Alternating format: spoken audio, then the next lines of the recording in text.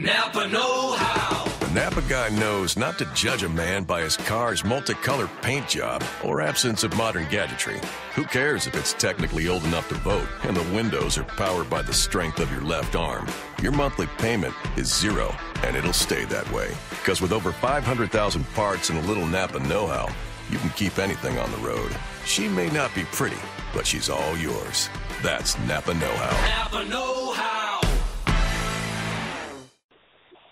Blog Talk Radio. Oh my God, I can't believe that I'm actually on air after 75 years or months or whatever the heck it is. Hello everyone and welcome to Sim's Chat Corner. It may be a very, very long time since I've been here, but I've missed you all very much. If you are friends of mine, which most of you are, and you watch my wall, you obviously can see that there's been quite a number of monstrosities that have been going on in my life, hence obviously the long hiatus. I anticipate now that I'll be back in full and running, I should say, unless either I die, get hit, or run by a car, I should say. I am not talking right today, forgive me. I've not been feeling well for the last 3 days and have had stomach flu, so hopefully this interview is going to go really well. I'm extremely excited today because first and foremost, I always love hosting individuals who are local. This gentleman today, by the name of Richard Raven, a.k.a. most of us know him as Reverend Raven, has been gracious enough to say yes and to come on my show. There's nothing that delights me more than trying to profile and promote local talent, especially a gentleman such as this, because he is not a younger gentleman. He's an older gentleman who's been in the music industry for quite some time. He's going to teach us a few things, and hopefully me as well, about the industry, about blues and jazz. And in addition to which, we're going to take a little journey and try to find out exactly how it got to be the infamous Reverend Raven and the Chain-Smoking Altar Boys, which is, of course, his current and existing band. So I'm just waiting for him to get on the line. In the interim, I just wanted to remind you guys a couple quick things. I'm going to be off air tomorrow, but then Saturday we're going to be doing first show back on Sun Spotlight, which is my biker relative show. We're obviously, of course, going to be collecting a huge array of different admins from the various Facebook groups for Sons of Anarchy. I thought it would be a fitting and true homage to each one of them in the show to go ahead and spotlight them as it relates to Sons of Anarchy, all things Sons of Anarchy, because the show just stopped, and that'll be at 11 o'clock Central Time. Sunday, of course, special episode 10 a.m., first show for Sin Canadian Connection. Jeff Penning is going to be our special guest. So without further ado, we have Reverend Raven on the line, so I don't want to keep him waiting, so let's get him on. Richard Raven. There. Hi, yes, how are you? How are we doing? Good. I'm so excited I can't stand it. I have been excited about this all day. There is just an excitement that comes to me. First of all, I'm promoting a local talent, and second of all, what's amazing about you is just your span in your career and your history. And I don't know that everybody knows some of the things that I'm going to bring to light in this interview. So thank you so much for giving me your time. I know you have to play today, so I'm only going to keep you up to an hour if that's okay. Well, sure. Well, thanks for having me on the show. Appreciate it.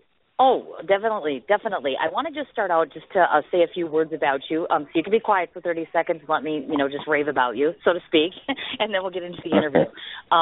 Okay. Anybody who knows me, you know that I tend to be blunt in my assessments and in my assertions. So I'm not going to lie. My first introduction to Richard Raven, most of you know him as Reverend Raven, was actually just a dear friend of mine's suggestion. Actually, John Miller, who's a dear friend of mine.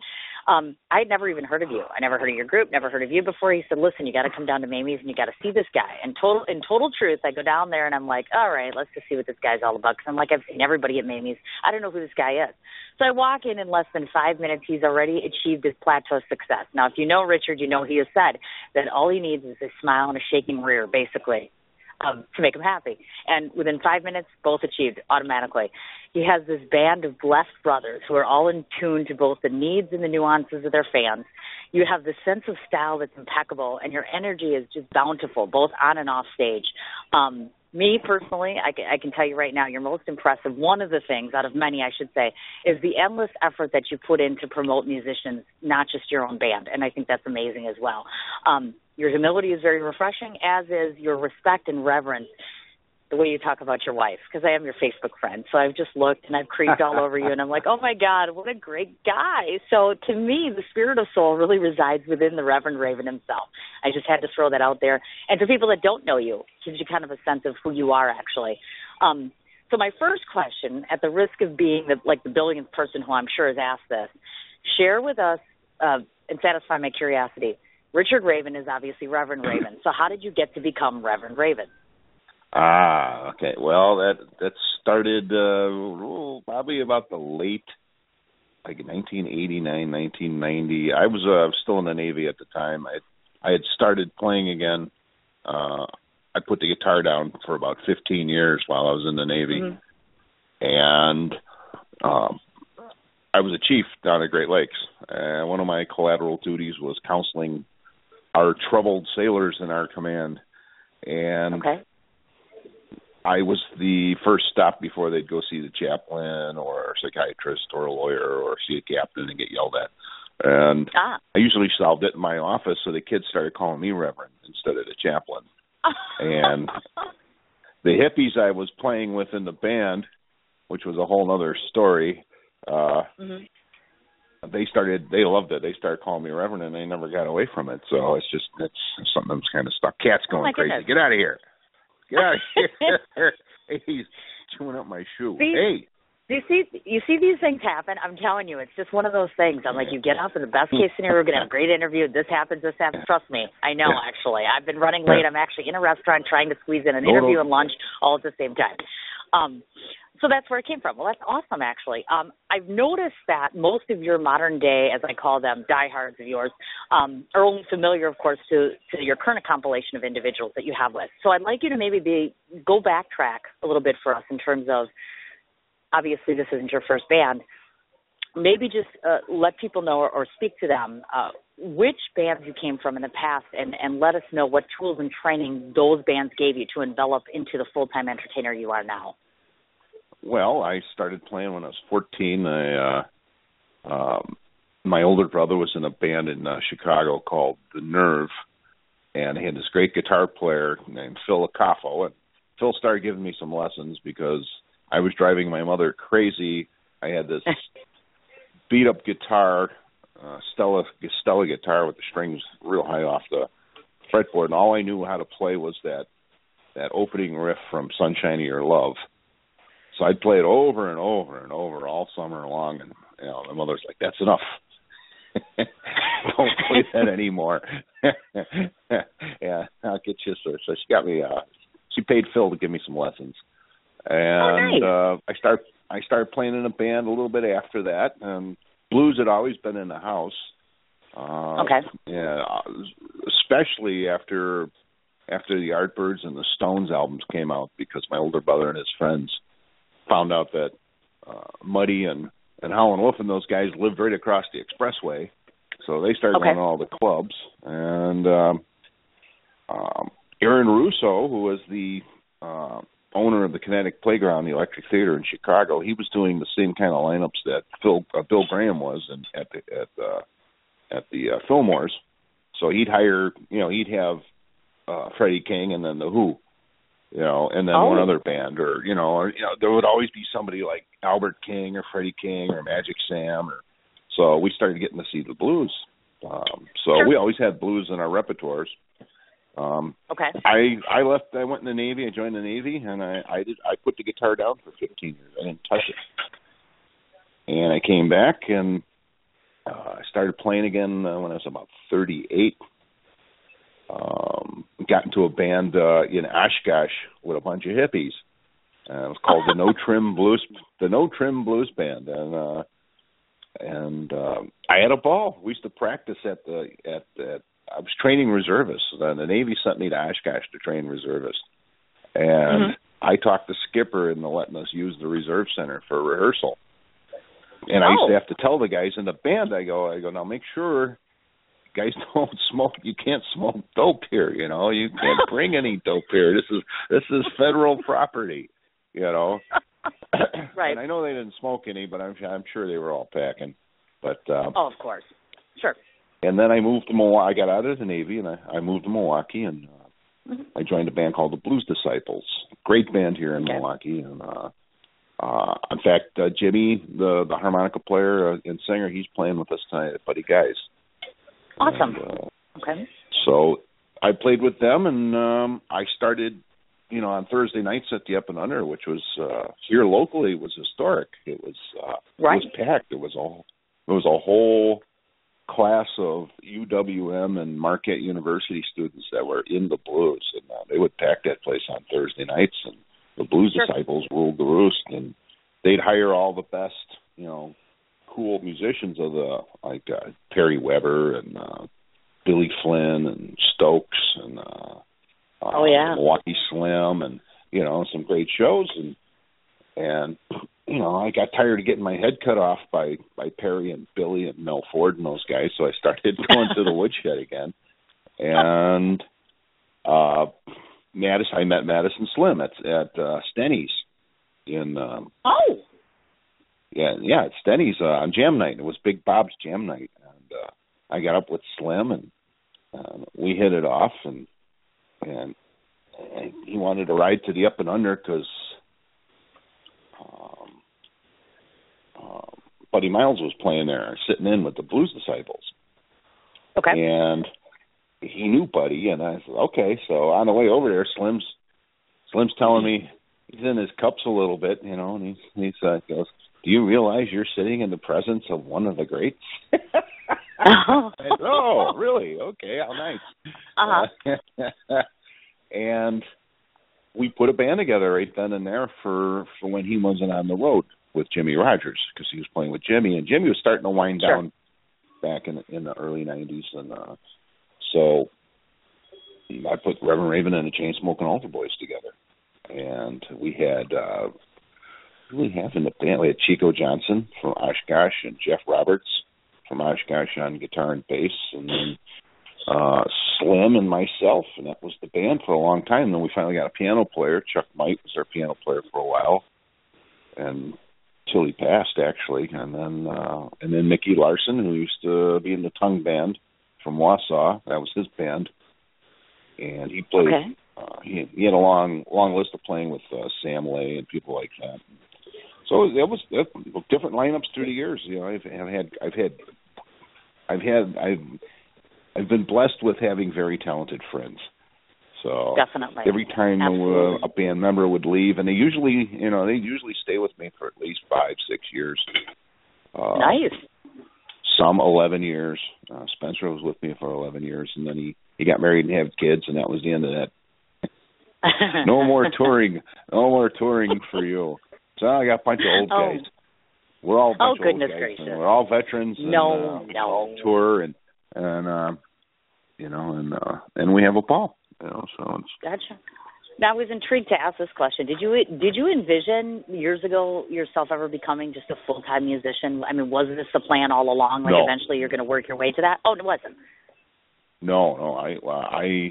I got out of the Navy in '93, and I was going to try this. I was going to do this for a couple of years, and it's sort of like a vacation. Oh. And then go back, and then jump back in after 3 years and keep my rank and finish up my career. And I only had like 4.5, 5 years to go for a pension. And first CD came out, Slow Burn came out, and I started working steady, and I was making a steady living. I was getting to the point where I was making almost as much as I would as staying in the Navy as a chief. And I had a hippy-dippy girlfriend who wasn't real big on me being in the military anyway at the time. So, I never went back in. And then when I finally did try to go back in, they said I was too old and too fat. So, and then I had, my gosh.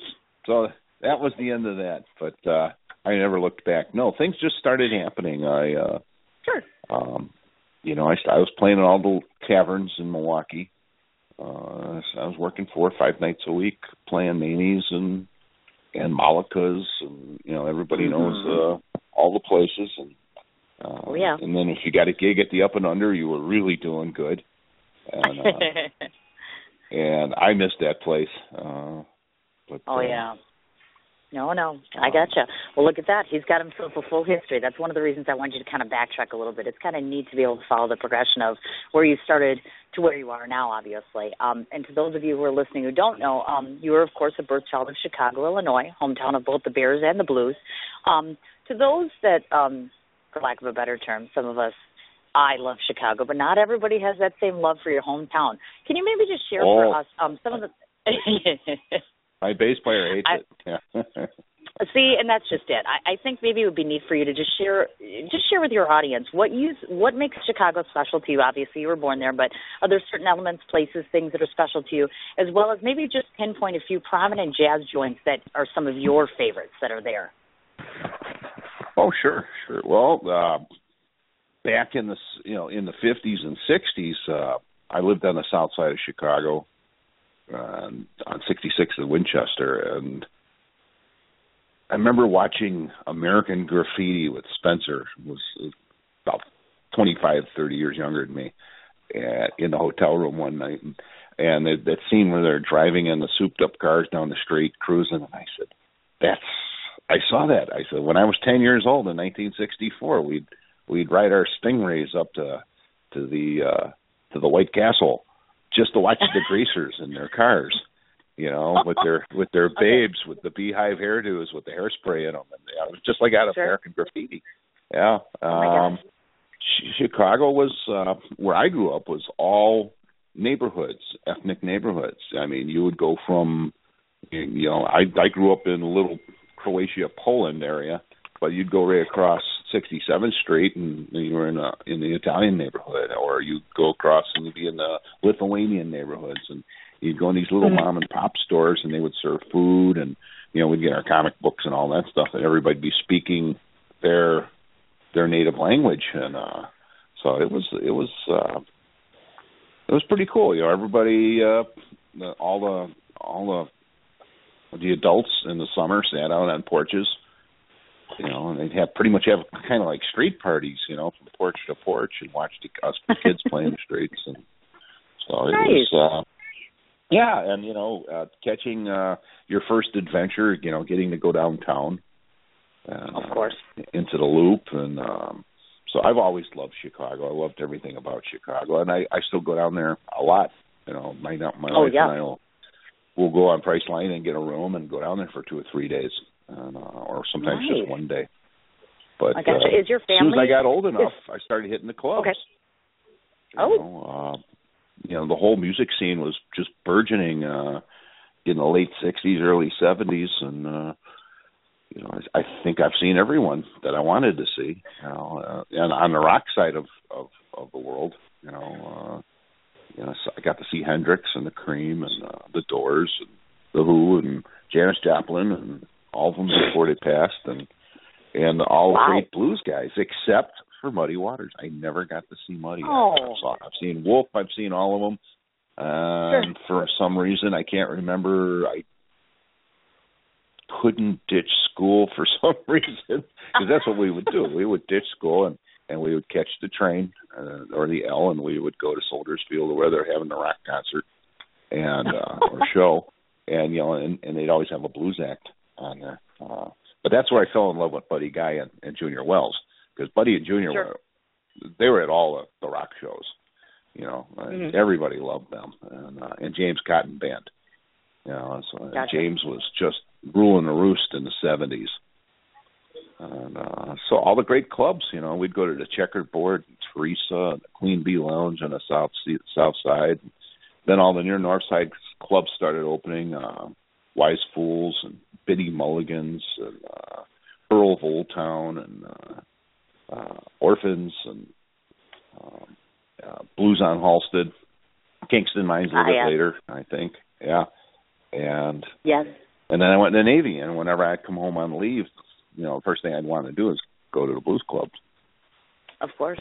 So it was just, it's a different, that's what I like about Milwaukee, though. When I moved here and I fell in love with Milwaukee's like Chicago in the 50s. It's not as still. It's a great little city. It's not too congested yet. It's crazy getting around in Chicago. I mean, oh my God, if you're going to live in Chicago nowadays, I tell people the best way to do it is just to give up your car and live on the near north side. Good advice. And that's what I did. I lived downtown. Yeah, I lived on Ohio and State, and right down the street from Zero's Club. And when I was 19, I lived in the Cedar Apartment Hotel. Oh wow! My first place out of my mother threw me out when I was 18. Because she said it was time for me to learn how to fly. Plus, I was a bad influence on my brother and sister. So and off you went. I moved in. Yeah, off I went, and I loved it. It was great. Zero's Blues Club was right across the street, and I used to walk to work. I sold shoes at Baker Shoes downtown, and then when I was home from my first shore duty, was in Chicago. They sent me to Chicago to work at the processing station in the Loop, and I ended up getting a roommate deal in Printers Row, right behind Buddy Guy's Club, and these beautiful condos. And so I lived downtown for 5 years. Nice. Yeah, and those are great memories. I just so I go down there every chance I get. There's music, top-notch music, and lots of cool things. Any kind of entertainment you're into 7 nights a week. You don't have to worry about planning it for the weekends. And if you're a musician like me, and you have Mondays and Tuesdays off or Wednesdays, and luckily Diana works retail, so she'll get a Monday and Tuesday off, and boom, we're just we'll run down and see Second City or go to Zanies and then hang out at Buddy's or go to Kingston Mines and see world-class entertainment. That's great. Very cool. Absolutely. Now, does your mom and my story, and I'm still sticking to it. Do you still have family down there? Like your mom and everybody still live there, so you get to visit when you're down there, or are they all? I've got cousins down there. My nieces are down there. My sister-in-law, my sister, and my nephew. They live in Crown Point now, Indiana. So. Okay. Gotcha. Home out there. Wonderful. All right. Now, as you started to mention, we're going to delve into this a little bit. Both music and the military have provided you time to both travel and touch the lives and hearts of others. Of course, you mentioned your longtime stint with the Navy and, of course, your baptism into the world of music at a younger age.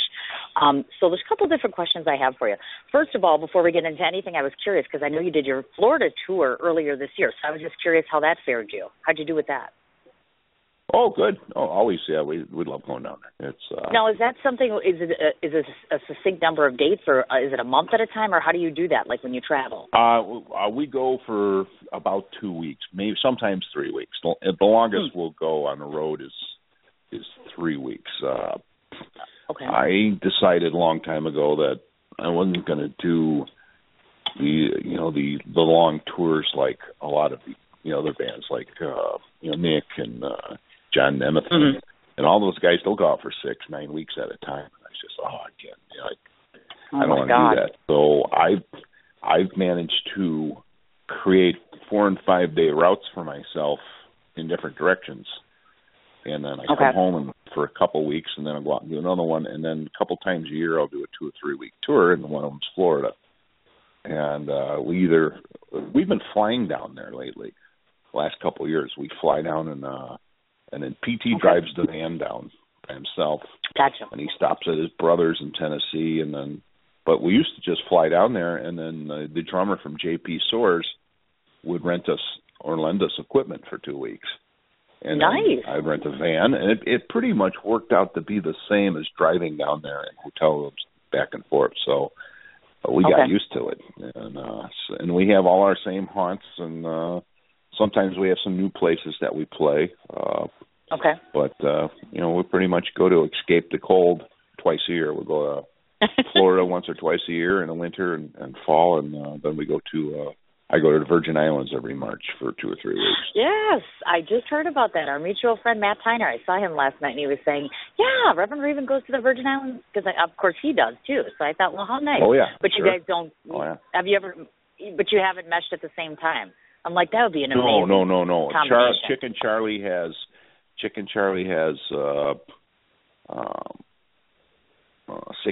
probably 6, 7, 8 bands, and then he plugs them in when they're coming in, and everybody's plugged in. You may have like a 2 or 3 day overlap sometimes when we're borrowing each other's equipment. But no, I haven't bumped into Matt or the Blues Disciples yet. And I go with the Blues Disciples now for the last 2 years. Gotcha. Bobby PT's wife got tired of them going and abandoning them in the winter, so they can stay home and shovel snow. I understand. I got it. Okay. Well, I wanted to ask a couple of different questions about this time of your life. First of all, I just want to say thank you so much because you've obviously served our country, so I'm indebted to you. And I always make it a point to recognize that because I think it's important. Secondly, now, did you doing active duty, did that ever deter your passion in terms of the plan for being in music? Meaning, did you ever think to yourself, you know what, maybe music isn't in the cards and I just want to serve as long as I can and just not go there? Oh, yeah. That's when I was, I joined, the first time I joined the Navy was 1972. The war was still going on, and my mom wanted to send me to Canada. And, hello? Are you still there? Mm-hmm. Yeah. Can you hear me? Oh, okay. All right. I had a phone. I heard my phone beep. I thought I lost the That's call. Okay. So, no, I'm here. My mother wanted to send me to Canada, and there was like no way I was going to Canada. You know, all my uncles were, you know, World War II vets, and there's just no way, you know, I wasn't going to do it. Sure. So my uncle, who was my favorite uncle, my Uncle John, he was an Army Ranger in World War II, and he said, "Join the Navy, kid. They don't have a Navy. You'll be safe." So my buddy and I, a drummer, we went and we joined the Navy, and we got all the way till 9:00 at night. They kept on delaying the swear-in oath, and we had a party to go to, so we split before we got sworn in because we didn't want to miss the party. And oh my God! We used to have these big parties at this farmhouse in Keeneyville outside of Elgin. You know, like 300 kids would show up. Yeah, 300 hippies. We'd take all the furniture out of this giant living room and put the band up in the corner. And if we didn't have the band, or we got tired of playing all night, when it's just, you know, we'd play Savoy Brown. I mean, it was crazy. And so there was no way we were missing this party. So I didn't join until I was 20. Really joined until I was 22. The war ended 6 weeks after my 19th birthday, and so I was off the hook. But I did join when I was 22, and I took the guitar down because I figured, well, I don't want to, you know, I can't serve two masters, so I really want to make rank as quick as possible because I'm about 4 or 5 years older than a peer group, and so that's pretty much what I did, you know, and I had a ball. I love being in the Navy. Definitely. This is an interesting question I like to pose to people that I know have served before because I have very, very strong opinions on this. And I want to ask you this because you've served, of course. So just looking at, and in my mind, of course, there's always more that can be done of the treatment of our troops, either serving now or having served, in terms of, do you think, or can you give suggestions to people like myself, for instance, we, the general public, what can we do to push home the point that all of our veterans, either active or now obviously no longer serving, deserve homes and health care on an ongoing, regular basis? Oh, I just, you know,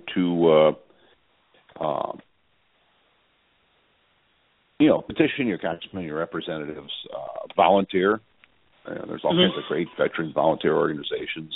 American Legion, Debis, or the VA could always steer you in the right direction, especially with older vets.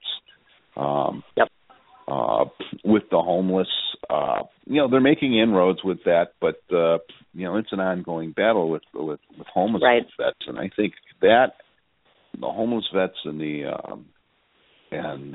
wounded warriors are, you know, the two biggest ones that I feel about. These kids come home and I see them at the VA, and they're in their early 20s, and you know, they're missing limbs, and obviously, you know, disabled, and I think they should get a free ride for the rest of their lives. You know, I think we collectively, the government, should take care of them, and it's just not with, you know, a piddly little check every month, but I may actually give them all some kind of life and fund it. I mean, if we're going to send a volunteer army over to fight our wars, and it's usually from the working classes and the poor, you know, are fighting the middle class and the wealthy's wars. You know, then they should be taken care of. So I agree. same thing with a GI Bill. Agree. I think the old GI Bill should come back, like the one I had. The GI Bill I had, you got pretty much a free ride all the way to the bachelor's and maybe a master's degree. Mm-hmm. Gotcha. And so those are the kind of things, and you can't change. You can't change the terms of the contract down the road. You can't say, well, we're going to give you this, and then 20 years later come back. Well, we're going to pass this bill because it's too expensive. Exactly. I agree 100%. Definitely. I want to switch volunteer. gears just a wee bit. Volunteer. That's the best thing people can do. Excellent. Now, I wanted to ask you, inquiring on your influences, either lyrically or musically, have you had, outside of blues or jazz, have there been influences that were not of that genre that have kind of stuck with you through the years? Sure. Oh, yeah. I stopped playing rock in 1971 because I saw Freddie King at the Kinetic Playground open for the Who. But before that, the Stones,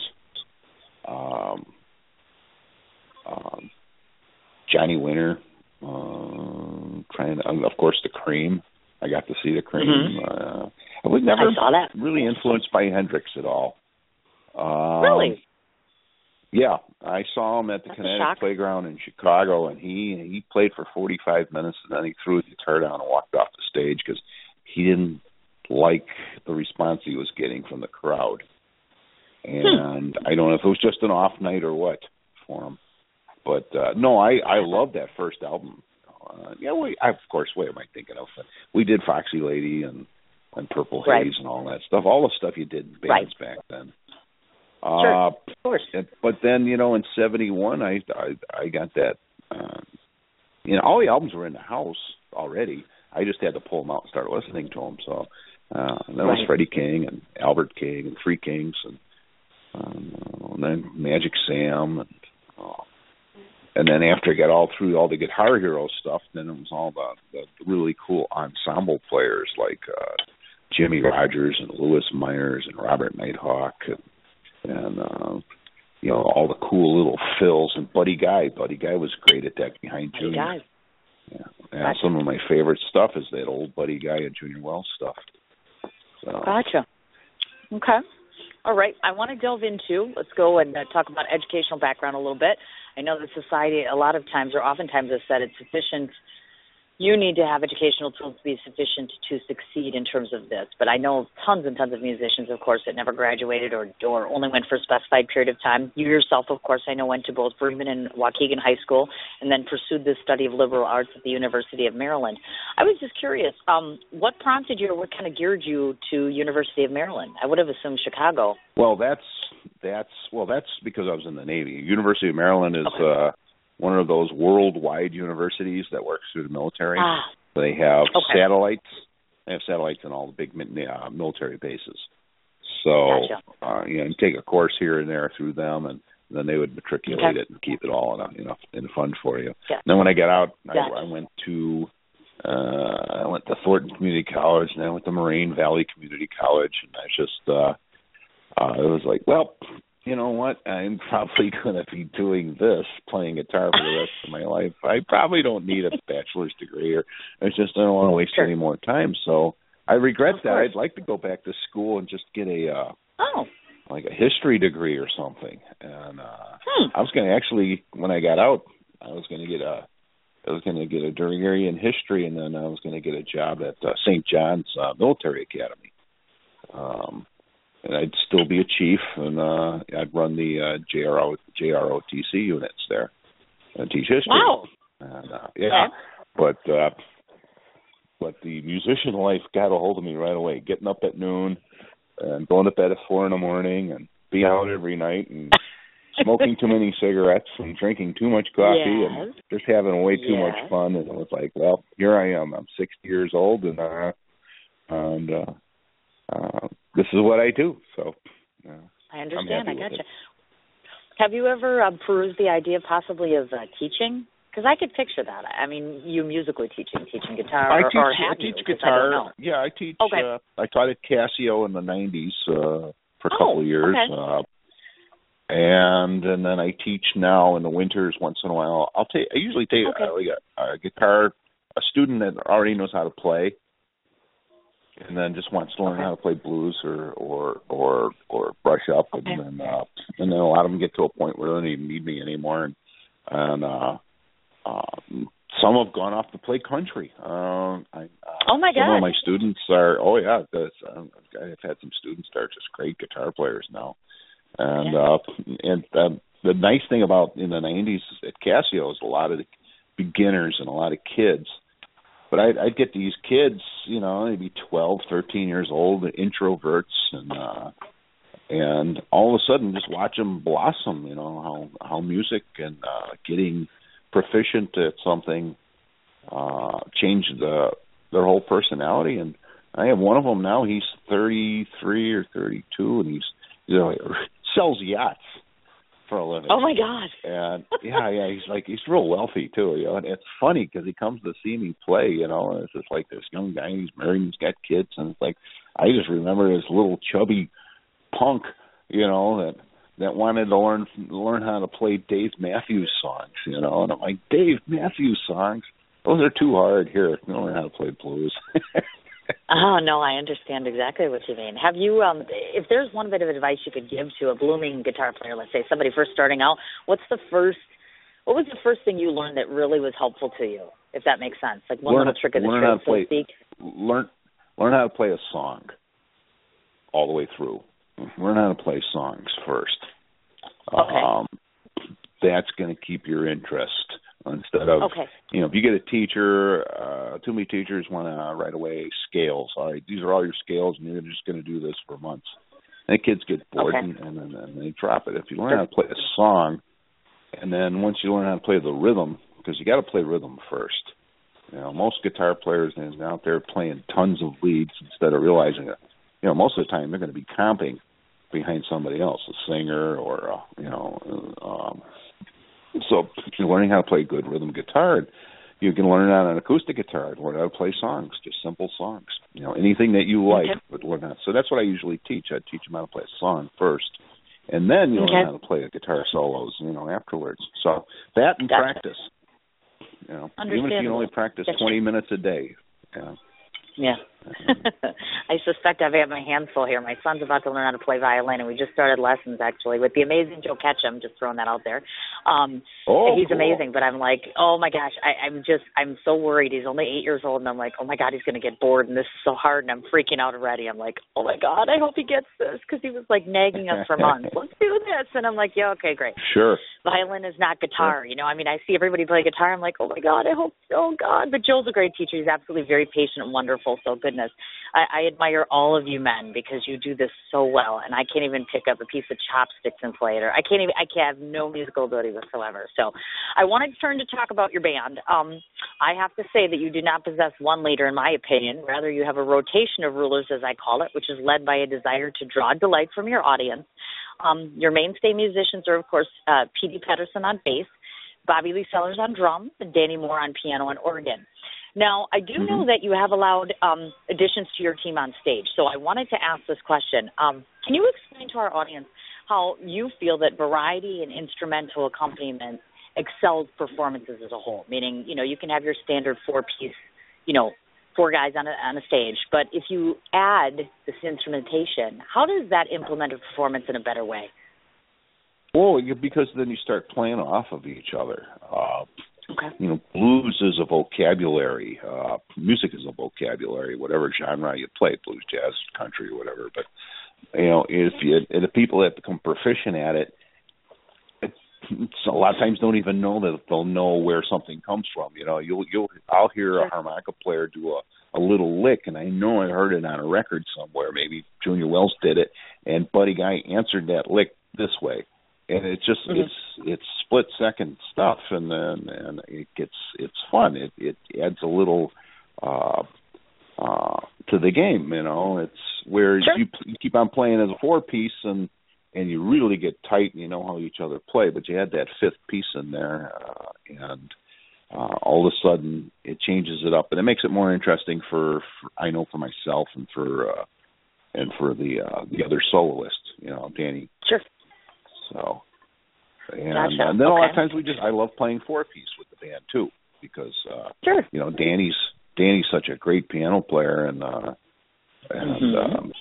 so working off of him, and if he's not on stage now after he's been in the band for 4 years, there's like a big hole to me, whereas I used to do 4-piece with just a harmonica player.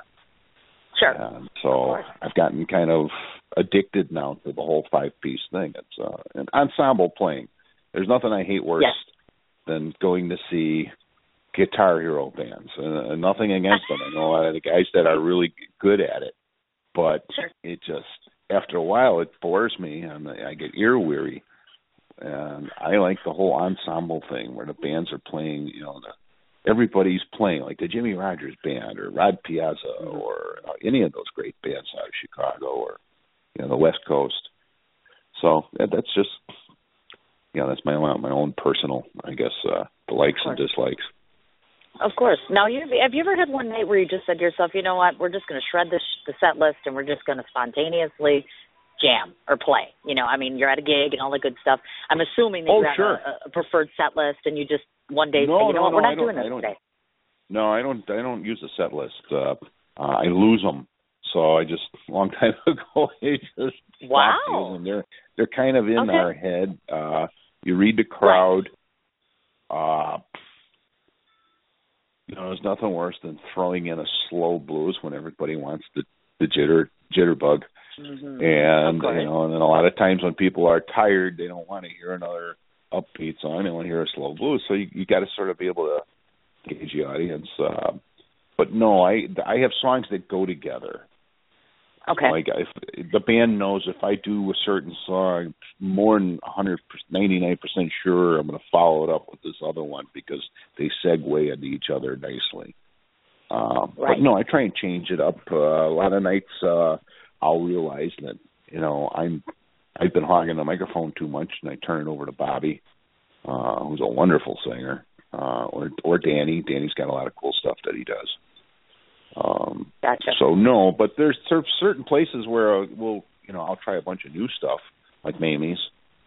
I really like playing Mamie's Smiling Moose in Osmond, up near Manitowoc.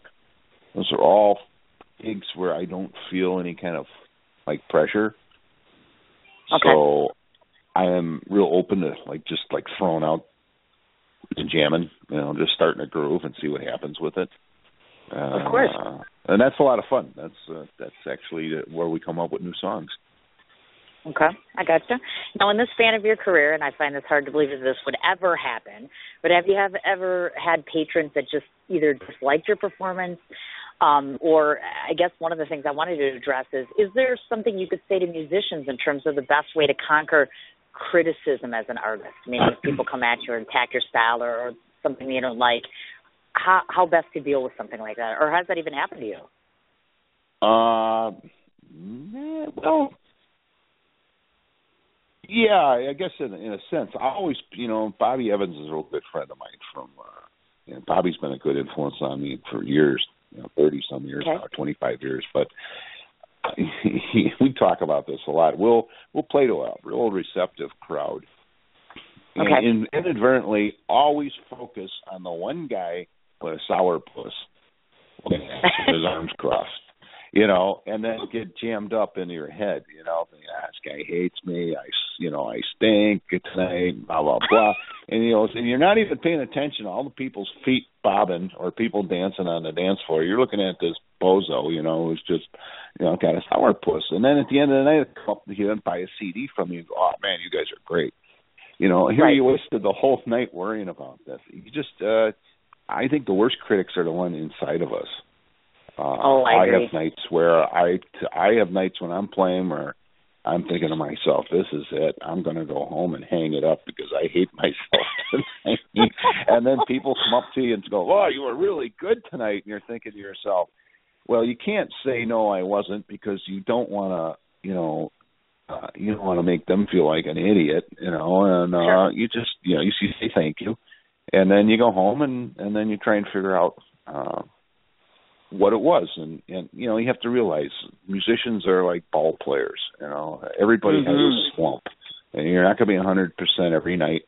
And if you've got a really good band, then the other guys in the band, you're hoping that one of the other guys having a great night. And usually that's how it works. If I'm having a night where I can't come up with anything creative, or Danny's killing, or the harmonica player, West St. Andy, or Jimmy Schwartz, or any of those guys are killing. And if all three of you are killing, well, then you're having a great night. Exactly. But, for you just have to believe, what you're doing. And, if you are getting brickbats from people in media, or they say, well, you can't please everyone. Exactly. I have my own prejudices too. The people, styles of music that I don't like that other people love. And I can't go to them and say, "Well, you guys stink," because it's just I don't like what you're doing. Yes, I understand. I get it. Now, there? If I were to ask you right now, locally, now this is just Milwaukee, not so much Chicago. If there's someone that you'd maybe like to pair up with for one night, if you could pick one, you have a personal favorite or someone that you'd like to pair up with? Oh, sure. I'd like to pair up with Stokes for a night. I've still been thinking about Milwaukee Slim. Okay. Of course, Jim Liven. Playing with Jim Liven's always an honor. Of course. But I get to play with Jim every so often, so I'm trying to think. Yeah, it would be probably Stokes or Milwaukee Slim. And so Slim will come down he might come down. I'm hoping he'll come down to Buddy Guys tonight. He does. We'll get him up and he'll play with us. He'll sing with us. Nice. But actually do a show with Stokes again would be cool. I haven't done a show with him in probably 15 years.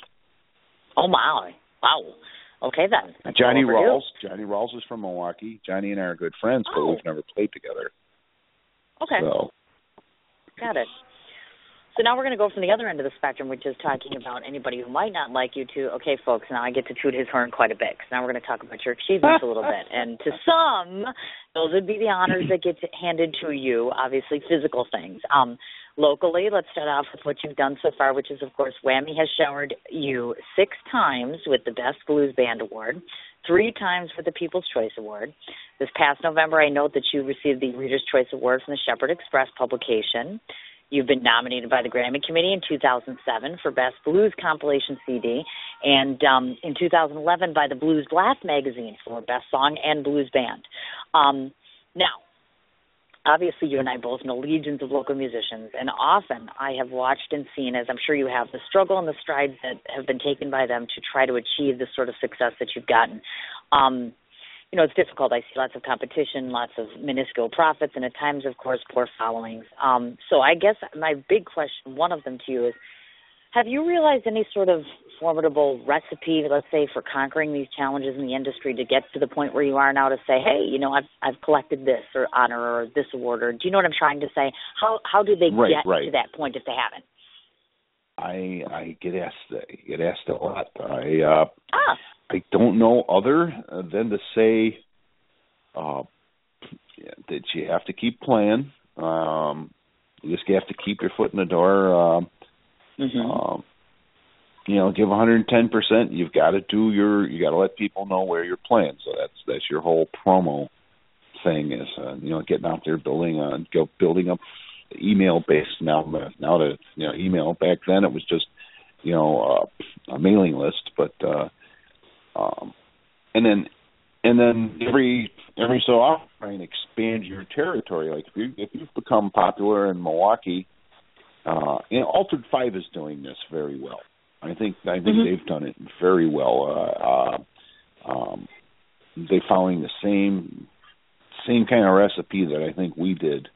It's just all of a sudden you're branched out into the Fox Valley, and then all of a sudden you're in Chippewa. You're playing the Blues Festival, and now they hooked into the Minneapolis Twin Cities scene, which is real vibrant. The whole Minnesota scene is great for blues, and so they've done the same thing, and now they've got this strong Midwestern core, and then you try and expand your territory by 50 miles, hopefully every year, and because I'll call clubs in Ohio, or my agent does.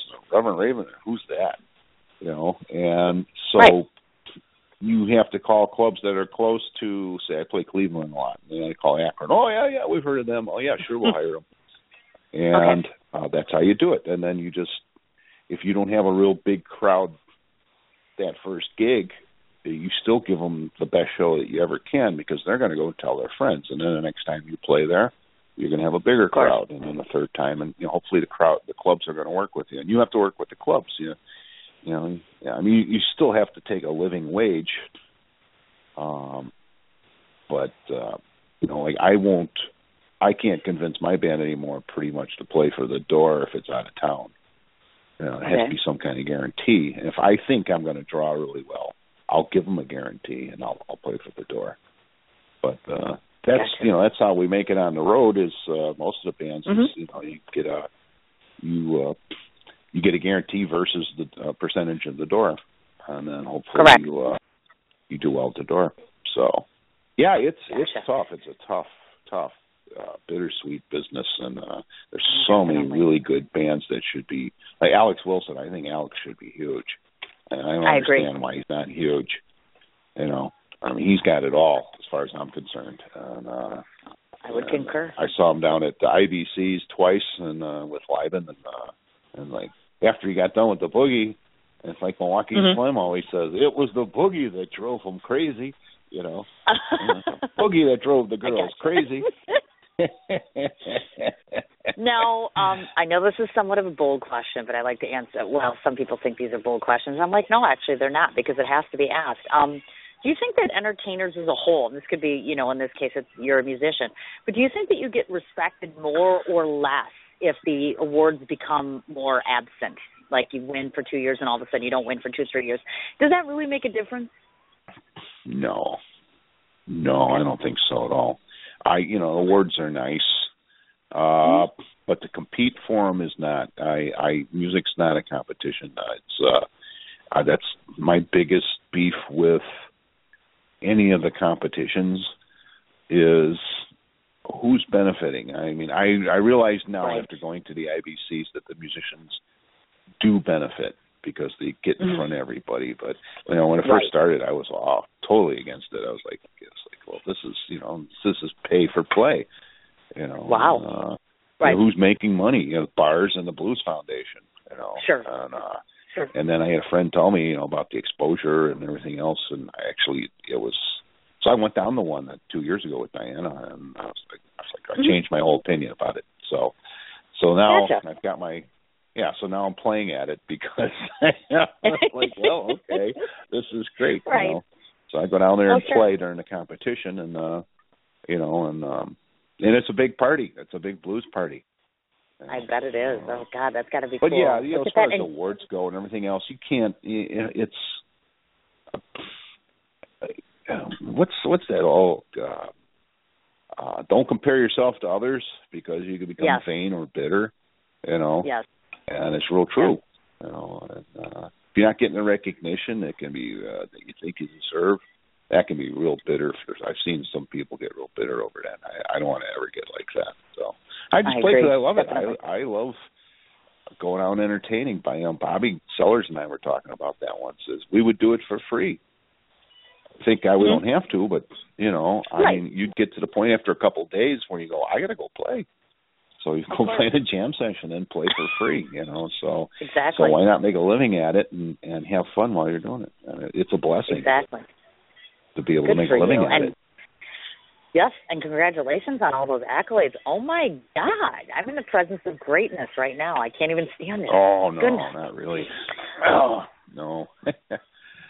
I've seen you. I know this. I know this to be true. But I want to take you away from your music for a moment. I want to talk about you, because there's, of course, a personal side, and I think people tend to forget that just because musicians, you stand up on a stage and you are a magnificent presence to us, in fact, but there is a personal side to you. So I can cite a few things that I know about you. I know you're, of course, a husband. You're an uncle. You're a cat owner. We know this because I saw, obviously, your notation. I read your notes. I plainly observed, yes, I can observe that your wife is absolutely adorable, because I saw her picture the other day, and I'm like, oh, my God, she's so pretty. I also like the fact, big time, that we both share a fondness for some mutual music, meaning both Saddlebrook and the Incorruptibles. Both are friends of mine and both wonderful musicians, I can say.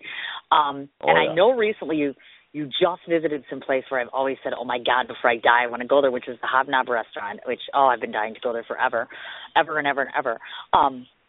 So I wanted to ask a couple questions for you. You're a cat owner. I'm a new cat owner. So here's my question to you. I have had a cat now for 6 weeks now. And that little thing is just scared, petrified, can't get her out. I can't get her out until it's nighttime and it's dark, and then she meows and comes down my stairs. I think I'm a bad cat parent. I'm like, I need help. I'm like, what do I do with this cat?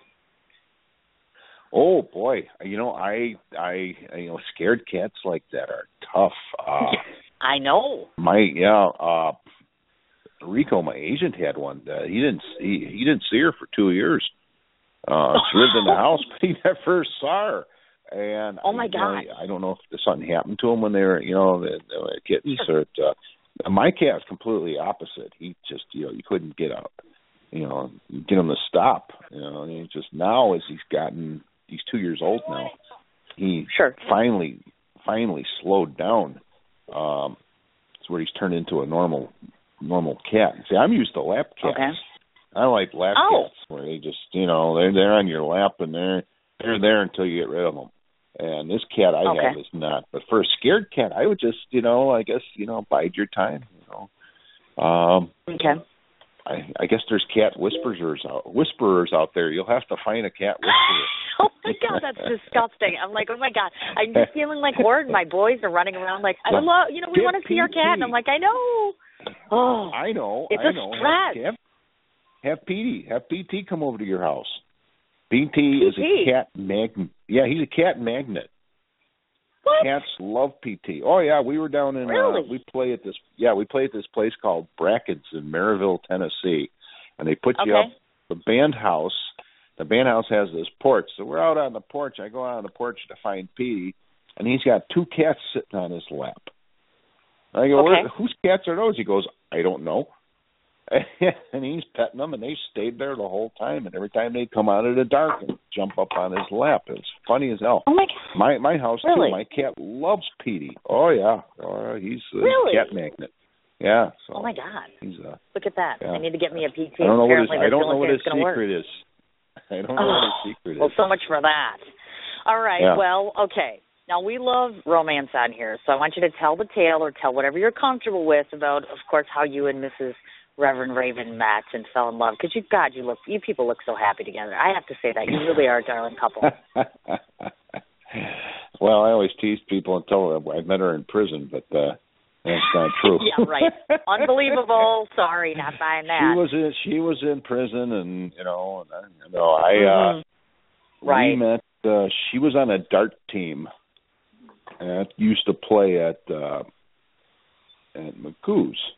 And I was doing a Tuesday night jam there.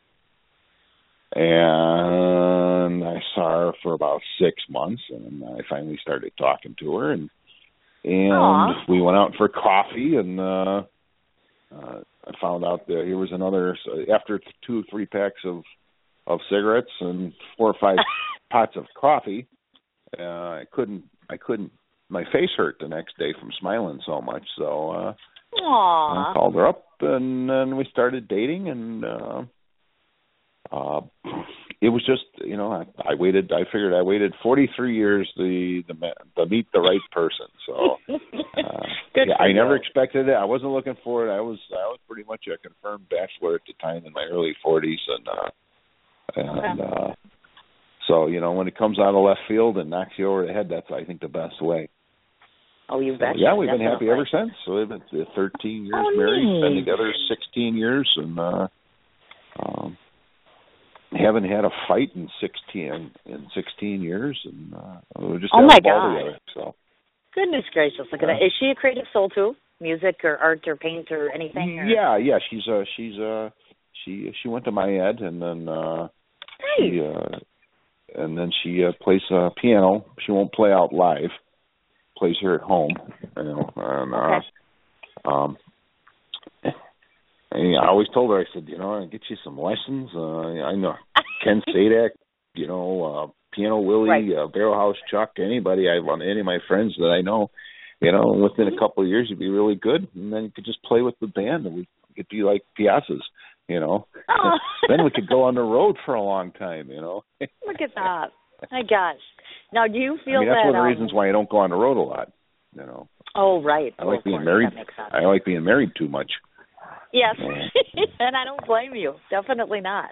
Would you say it's a fair assessment, and this isn't always true for every musician, do you feel that the private you resembles the professional you? I'm sorry, what's the question again? No, that's okay. This is not always true for musicians as a whole, and I'm always curious to ask this question.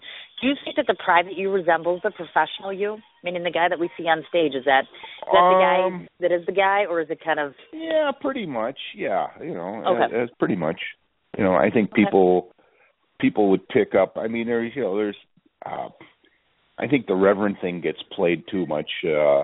Yes. I've never been able to get rid of it. I was going to call I had different ideas for the name of the band, but Bruce Iglauer's he hates it. He goes why do you call yourself that for? I have noticed I can't change it. What am I going to do with all those T-shirts? Yes. Yeah. And, but the whole Reverend persona, goofing around with the revival meeting stuff. When the guys introduced me at the blues festivals and stuff, I really don't like that. But, it's part of the show. It's show business. Exactly. And yep, so there's a big part of show business. Yeah, but I try and pretty much be the way I am here. I hope they all realize that I wash dishes and clean litter boxes just like everybody else. You betcha. I realize that. I see it. I do. I always want to ask Buddy Guy when I see him. If I see Buddy today, maybe I'll get up the courage and go, Buddy, do you have cats? You change the litter box. Cool. Very, very cool. Now, that's a good segue because you brought up your T-shirts, because we have two more items to address here. Now, I wanted to say to the individual listeners that are on here, I took a nice perusal of Reverend Raven's website, and, of course, you'll find his 4 CD releases. I want to name all 4 of those in case you guys didn't know that, and they're in progression, which is 1998 with Slow Burn, 2004 was Live at Blues on Grant, 2006 being Big B, and 2012 Shake Your Boogie. I also noted, if I'm not mistaken, you are currently attempting to fund your 20th anniversary CD. Is that right? Yes, I also have I have a brand new live CD called Live at the Red Rocket just came out. Okay. So got okay, wonderful. Okay, wonderul. Now, in terms of I'm looking for funding, trying to fund the 20th anniversary CD. And people can go on GoFundMe, and there's all kinds of little perks for different levels of participation. Yeah, and it's I'll have it done. I'm working on it with the engineers as I get time, and picking the songs, and hopefully I'm going to have it done by February. Oh, okay, gotcha. That would be neat. And then, do you have a link that you can share with me? Don't let me forget about that, because I can always post that up. So if individuals want to go there, they can just click and go. Sure, ReverendRaven.com. Gotcha. Okay. Now, this area I wanted to cover quickly here. This particular poet, as I call myself a poet, writer, whatever, I have once said that if you parallel the popular, you're bound to benefit brilliantly. In this particular case, let me mention something. I know that you've carried, obviously, your aforementioned collaboration with Madison Slim, and I know you've previously opened for greats such as Lonnie Brooks and, of course, B.B. King. First question, any of those working relationships, anybody you've ever opened for or played with or whatever, have they turned or stemmed to more personal connections over time? Sure. I'm trying to think who will. Well, of course, I'm sorry. Slim. I mean, Slim, of course. Slim become a really good friend. Actually becoming friendly and with people like Barrel House Chuck and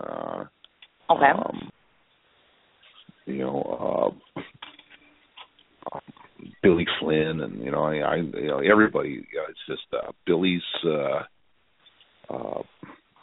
a legend. Lives right here. In Milwaukee. No, it's just I'm trying to think who. R.J. Michaud. A lot of the great, a lot of really cool harmonica players. guitar players that I've remained and become friends with. Jack Cole out of New Orleans.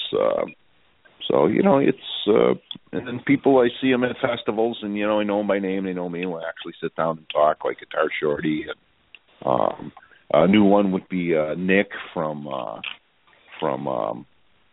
Trampled Underfoot, and so Lurie Bell. Hanging out with Lurie. So. But no, gotcha. nothing like being. Not the BB doesn't give me a call, and I don't hang out with. Oh, Buddy, darn! Darn. Although I'll see Buddy that was the tonight, whole thing. Okay, of course. I understand. I was just getting excited there. I'm like, oh my God, BB King is like, oh my God, who doesn't love him, right? So what I a thought, nice wouldn't that be guy! awesome? What a nice guy he was. Yeah, really? He was. We opened for him at the Surf Ballroom in Clear Lake, Iowa, which is just a historical room. I mean, that's where Buddy Holly played the night he died. Mm-hmm. And everybody's been on that stage, Sinatra, Elvis, so you're on that stage, you're opening for B.B. King, and the two buses pull up. One's BB's bus with his son Willie, the driver, and then the other bus is for the band. The band gets out, and they've got all black, like Armani suits on, and little diamond stick pins for their tie clips, and diamond earrings, and shaved heads, and this is Blues Mafia. This is the Blues Mafia, and they're really cool. They're really nice to us. They shake your hand, and I'm thinking to myself, I'm making a joke in my head, going, yeah, we're way up here on the food chain, and you way down here, but and they get a catered dinner, and nice. This catering company comes out, and they put the white tablecloths over the tables. They set up these tables, and that's how BB travels. That's how he treats his band. Every night they get a catered meal. And then at the end of the night, BB mentions you in the show, when he opens up, which is really nice of him. How about a big hand for Reverend Raven, the chain smoking all, and he said it right, which was, he actually made the effort, which is kind of cool. And then that is cool. At the end of the night, people want to meet BB. So what he does is he sits in his bus, and then how they work it is the band that opened for him gets to meet BB. They're first in line. So myself and my manager, agent at the time, Rico, and Steve Vonderhaar, great harmonica player out of Minneapolis, we went on the bus and we hung out with BB. And it was like 80 degrees in the bus, and he's apologizing to us. He goes, they keep it warm like that, and they slowly bring the temperature down to keep my throat, supple. Oh, yeah. And he protects his voice. He's actually he's a real singer, so he takes care of his instruments. Of course. And he's apologizing, and he's hanging out. We're just hanging out with him, talking to him. He's just, I said, do you make it home to Las Vegas? Well, he says, I'm thinking about selling my house. He says, after Martha died, he says, I live here on this bus. I'm on the road. He says, when I'm not on the road, he says, I stay at Eric's. And I'm thinking, Eric Clapton's. Yeah, he's not on the road. He stays at Eric's. And I'm thinking, well, Eric's in London or Eric's in L.A., Right. But yeah, just a really goodness. nice guy. Just a great man. That's awesome. Absolutely awesome. Yeah. Now, I don't want to forget to do my job and remind everybody, of course, Reverend Raven has T-shirts, which the next time I see him, I'm going to beg him for a reduced price on that because it's Christmas time. And I'm like, who doesn't want a Reverend Raven shirt? That's right. Thank you. That's right. Those are available on the website. Sunday.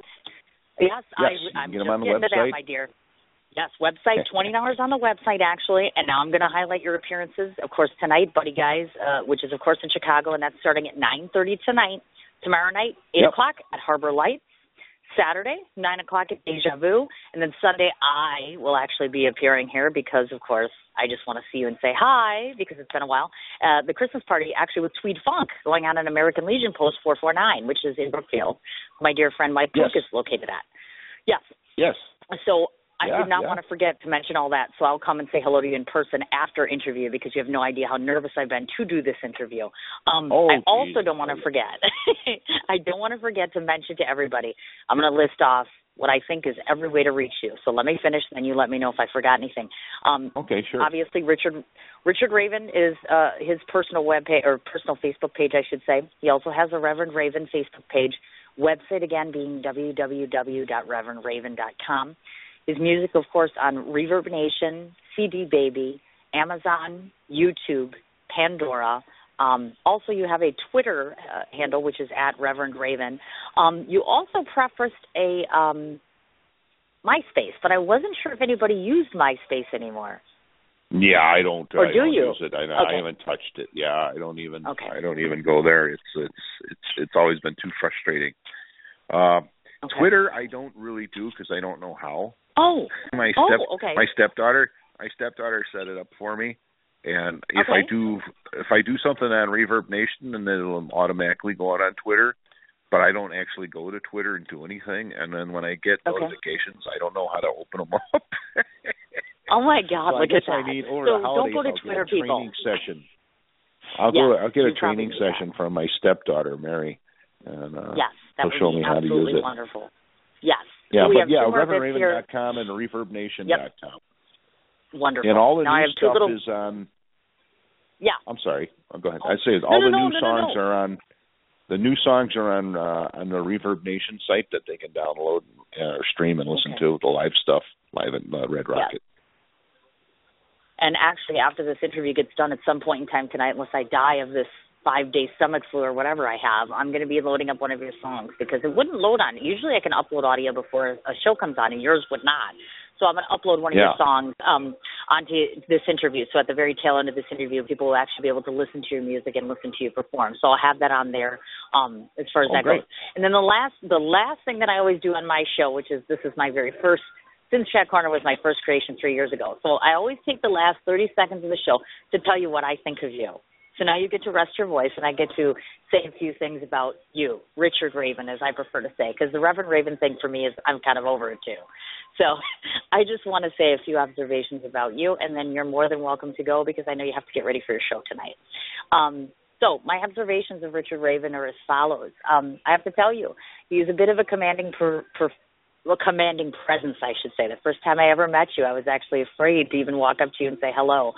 It's probably your look and your stature, I'm guessing. You do remind me of an overgrown hippie, which there's nothing wrong with, actually. I have found delightfully in going through and researching you and listening to the various forms of music you have, you really transformed yourself over time into an individual that, not only are you revered and respected for the fact that you have served our country, but so many fellow musicians that I've talked to that you don't even know about respect you and admire you and speak highly of you. I can't find one person that has something to say about you that's negative or derogatory or of any form of malice. You resonate such happiness and passion when you play and perform, and what's nice about that is that it passes on to every band member that you have. You bring on such a tremendous performance about you. You make people want to get up and dance and sing and enjoy life, and that's exactly what music is supposed to be for. So from me to you, and I represent tons of people when I say this, thank you so much for bringing so much fun and happiness to every performance, because without you, we wouldn't be able to go out and smile and have something to look forward to.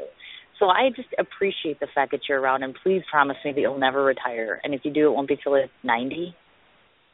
At least 90. Yay! So you don't plan on going anywhere for a while. Yeah. Thank you very much. That was very nice. Thank you. No. It's also very true, though. I appreciate that very much, and I appreciate you taking the time. I hope that you have a safe trip tonight to Chicago for your gig. As I mentioned, I'll be there on Sunday, obviously. Make sure you on at the VFW Post. And there's a cover for that, yes? I should remind people. $10 at the door Sunday? Yes, $10 cover. Okay. Yep, $10 cover at the door. That's what I thought. I didn't want to forget that. Well, certainly, Richard, make sure you come back anytime. You have an open door policy here. You can come back to my show if you want to promote anything, and I'll post everything about you on my website as well as on my Facebook page shortly. All right, sounds great. Thank you so much. All right, my dear. It was very nice talking to you. Good luck tonight. Thank you so much, we'll dear. See you Sunday. Take care, and I'll see you soon. Okay, bye-bye. All right, bye-bye. All right, folks, that was my exclusive interview with local musician Richard Raven, a.k.a. Reverend Raven and the Chain-Smoking Altar Boys. Just to reiterate one more time in case anyone forgot, if you're in the Chicago area tonight, Buddy Guy's Legends at 9:30. Friday, he's going to be at Harbor Lights at 8 o'clock. Saturday, he'll be at Deja Vu at 9 o'clock. And Sunday, 4 o'clock, if you want to see me and Richard both, it's Chris's party with, of course, Tweed Funk, which is also other local musicians. And that's the American Legion Post in Brookfield, 449 with a $10 cover charge. One more time on the contact list is music, Reverb Nation, CD Baby, Amazon, YouTube, Pandora. And also Facebook, he's got a Reverend Raven page as well as a personal page and the website www.reverendraven.com. Once again, my very deep thanks to Richard for taking the time to spend with me.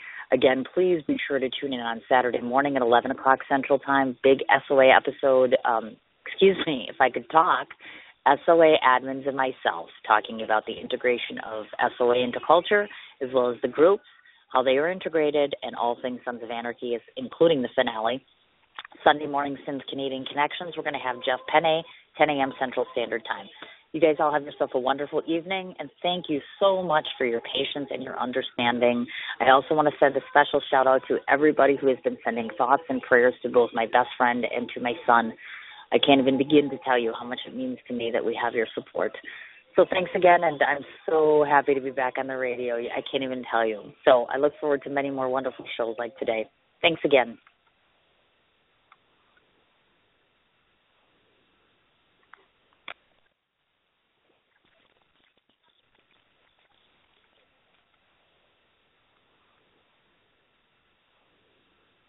What you doing? Ran out of space on my phone, so I'm deleting some stuff. Bye, singing dog. Bye, goal. I pronounce you. Bye, wedding ceremony. Stop! At Metro PCS, you get 2 free phones with twice as much memory. Really? Don't say bye to your memories. Switch to Metro PCS and get 2 free LG K20 Plus phones with 32 gigs when you switch 2 lines. Metro PCS. Wireless. Figured out. Coverage not available in some areas. Sales tax not included in phone price. Excludes numbers on the T-Mobile network. See store for details and terms and conditions. What you doing? Ran out of space on my phone, so I'm deleting some stuff. Bye, singing dog. Bye, goal. I pronounce you. Bye, wedding ceremony. Stop! At Metro PCS, you get 2 free phones with twice as much memory. Really? Don't say bye to your memories. Switch to Metro PCS and get 2 free LG K20 Plus phones with 32 gigs when you switch 2 lines. Metro PCS. Wireless. Figured out. Coverage not available in some areas. Sales tax not included in phone price. Excludes numbers on the T-Mobile network. See store for details and terms and conditions.